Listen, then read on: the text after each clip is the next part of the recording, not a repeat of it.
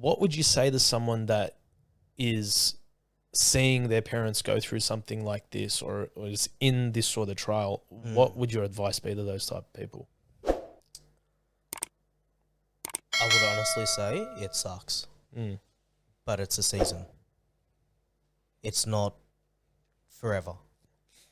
But then it's hard to say that because I was an adult when my parents separated. Yep. So I could understand what was happening, and being an adult, yes, it still affected the whole family dynamic, don't get me wrong, but I was then able to go, well, okay, now I need to really put in an effort with both of my parents.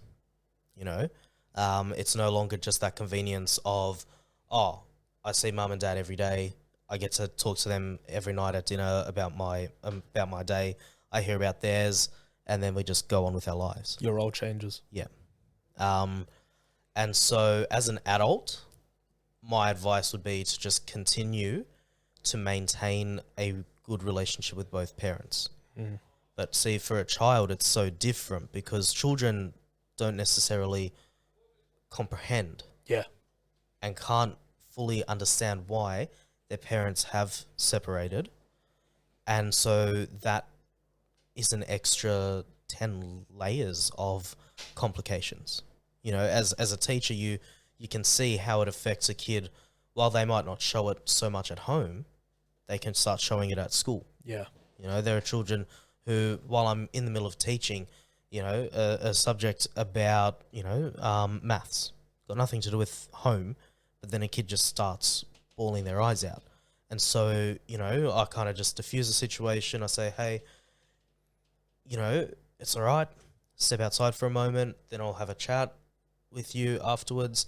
Let them sort of calm down. And then I ask them. And when they say that, my heart just breaks. Yeah.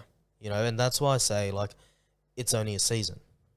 But then it's also difficult because if the parents are fighting, does the fighting ever stop?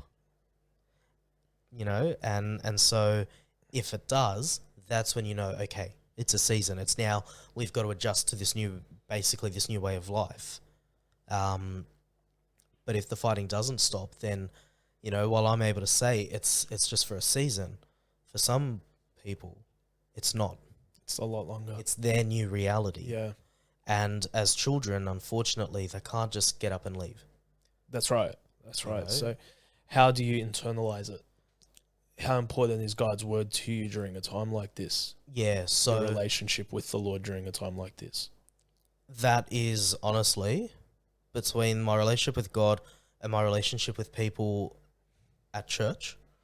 I don't know how else I would have been able to cope, because at the end of the day, that's what I really held on to. You know, I had something to look forward to. And I think it's really important that you still have those things that you enjoy to distract you and to really distract yourself with God's word. Yeah.